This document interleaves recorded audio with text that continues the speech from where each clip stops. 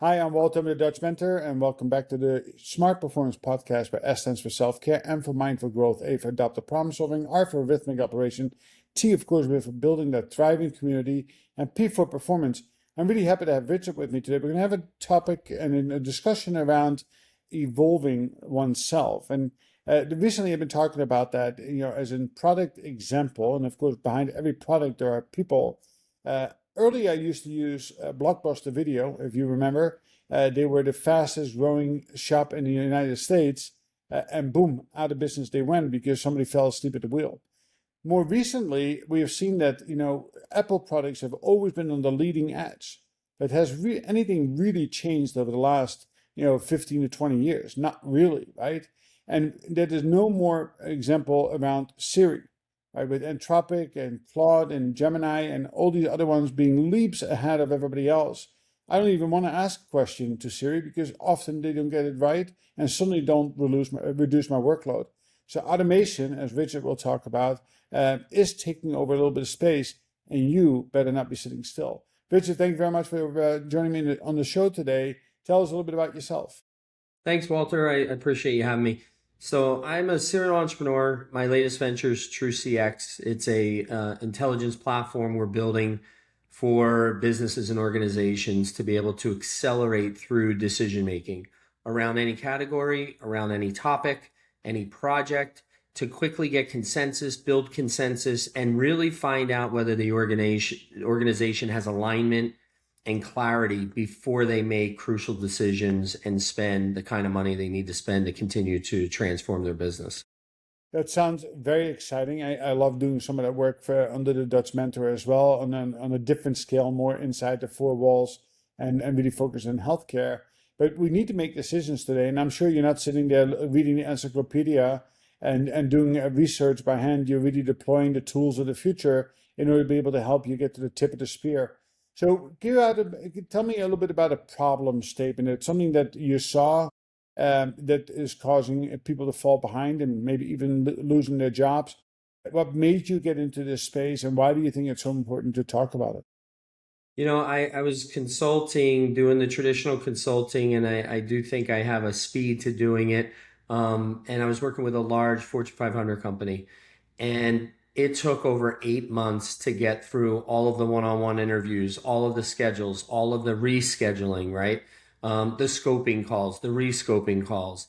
And I thought to myself, there has to be a faster way to do this. We're falling behind as a group collectively without leveraging automation, right? I'm a big proponent of AI won't replace us. AI will enable us if we learn how to use it effectively, and it'll help the consultant community to really go faster into the things that make them so unique, which is our tribal knowledge and our experience, right? That's things that AI really doesn't have and can't bring necessarily those troubleshooting skills to a client. And so my whole goal was, if I could get this client through a process faster than 8 months, in weeks or days, and still get a tremendous output, wouldn't that be incredible to start building something like that for all of the consulting community, right? And so we ended up tackling that project. And so we made an investment, we hired a development team, and now we have TrueCX, which is a company that's really taking on and tackling that problem in the space. Okay, and that really talks about evolving, right? Again, we work in this space of fail fast, fail forward. In other words, we have to try new innovative things, even if you're not sure if they work. But that's how rapid iteration really works. So tell me a little bit about a company that you have worked with, or a group that you have worked with, that were reluctant to buy in, but they did, and what was the outcome of that? Yeah, so one of the first customers on the platform was a healthcare BPO, about 2,800 people at the company. Big contact center, workforce management. They needed to go through migrating from a 16-year-old on-premise contact center, workforce management, integrations, reporting, and dashboards to a brand new modernization, CCaaS platform. And they were looking at this as, this is going to be very daunting. We've got to include 6 different departments. We're going to have over 25 people that need to go through a process. And we said, well, take a look at what we've built. We think we can get you through it in literally a week to 2 weeks. And you'll have all the data you need to make smart decisions. You'll have requirements output. You'll have a lot of the things that matter most. The scoring will bubble up all the priorities across all the departments and all the people. And you'll all go through a time boxed approach at the same time. So it's not like one group got interviewed differently. Everyone's going across the same exact approach. We ended up getting them done in a week. We had over 1,425 insights that were brought out, and then we dwindled it down to about 300 core requirements that they needed to share with a plethora of vendors that were going to be invited to the table to actually start this process. We ended up getting through it in 45 days, and they were able to get implemented about 7 months prior to their end of life deadline, which at the time when we started was about 13 months. So we shaved a tremendous amount of time off the discovery. We also shaved a ton of time off of the demo and the whole vendor process, because it was very easy for all of the vendors to come to the table on equal footing, apples to apples, and know exactly what was most important to this client. Rather than getting educated through months and months of discovery and demos, they went to the marketplace bird in hand and were ready to start engaging with some really large suppliers. And those suppliers were able to quickly get back to them on what mattered most.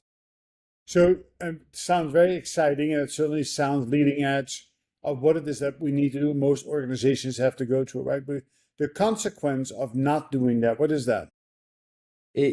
We're seeing any decision makers right now that are choosing that safest option of staying status quo are definitely the folks that probably could be replaced by automation along with other types of things. I mean, that is not a safe decision any longer. Maybe 10 years ago, 15 years ago, waiting another year to do an upgrade and get your hands around it was an option.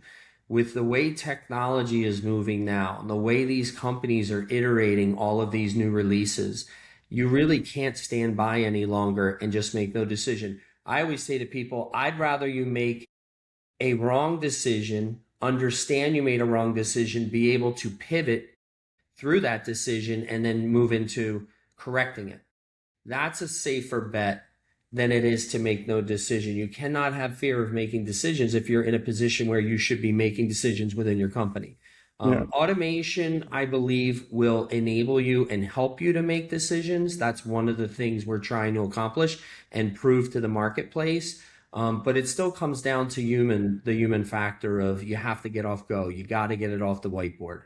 It's so important these days to get that done. Yeah, somebody has to drive it, right? And somebody's willing to take the bull by the horn and actually, take the calculated risk often in order to be able to stay on the leading edge.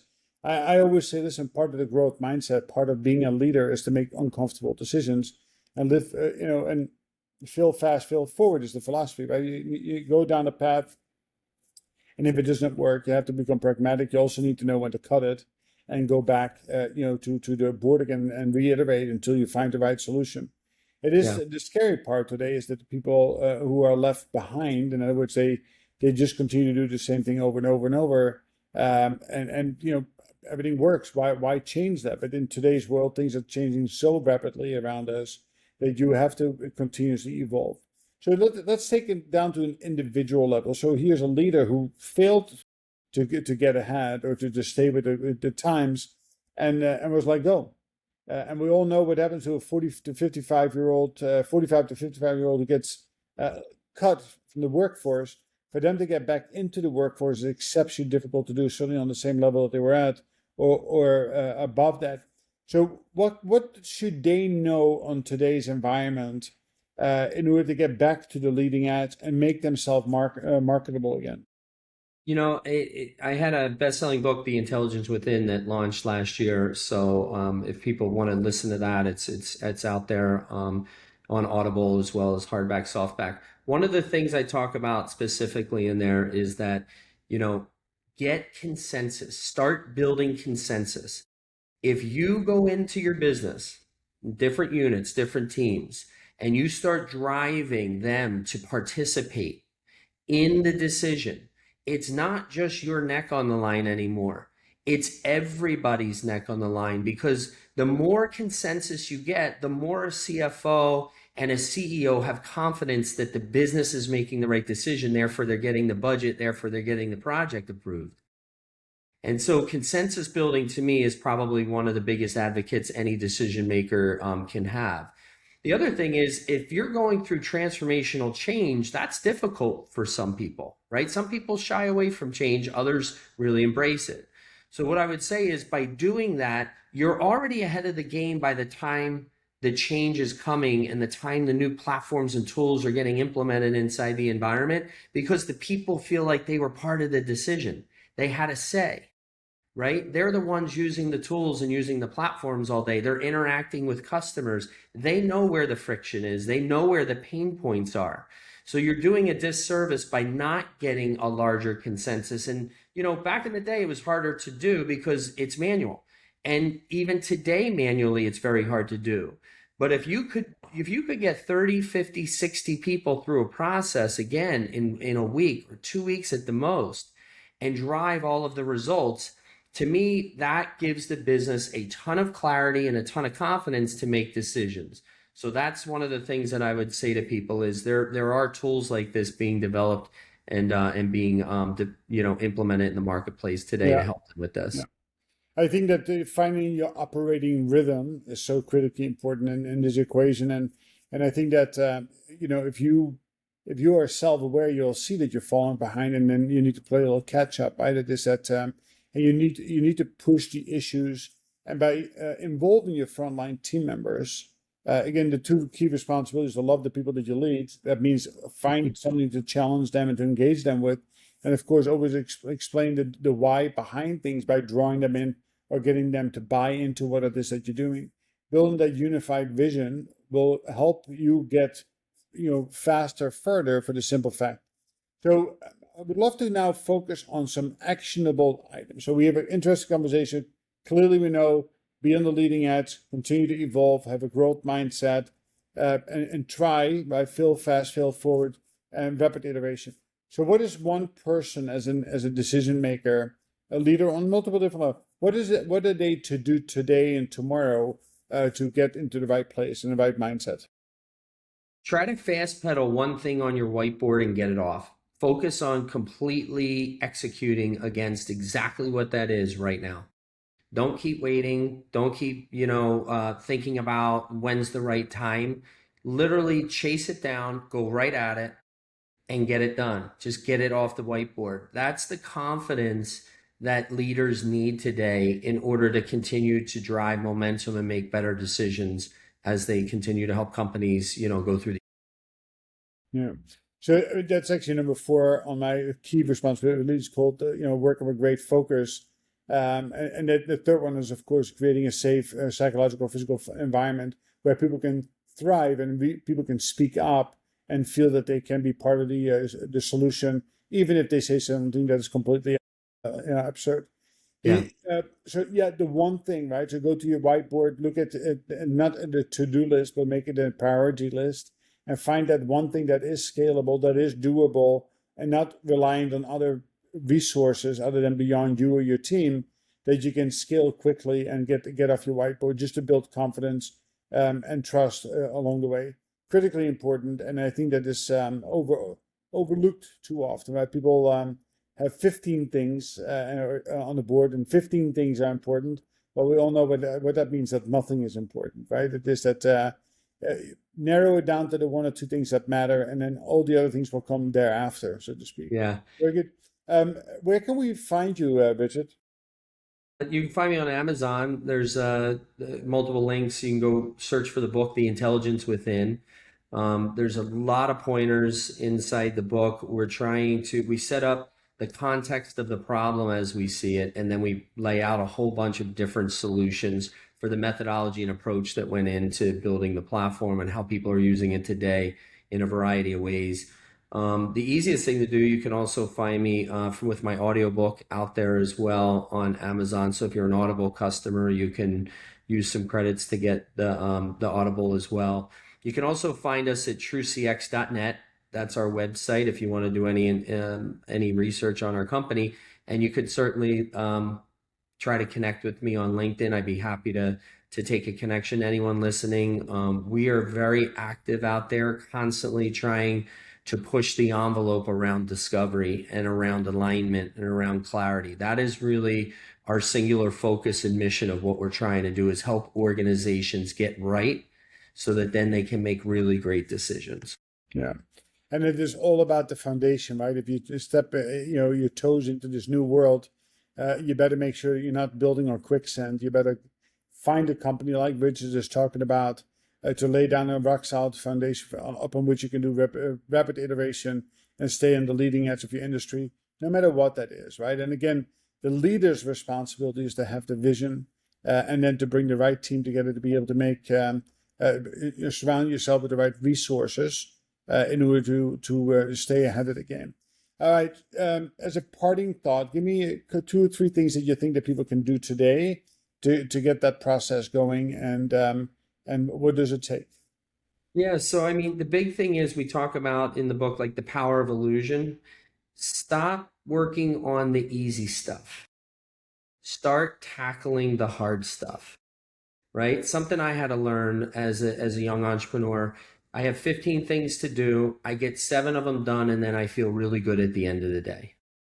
They were the easy things, Yeah. right? I still have 8 things that are medium to high priority that I'm pushing because it takes more work. Start with the hard stuff, then move into the easy stuff as you have more and more time.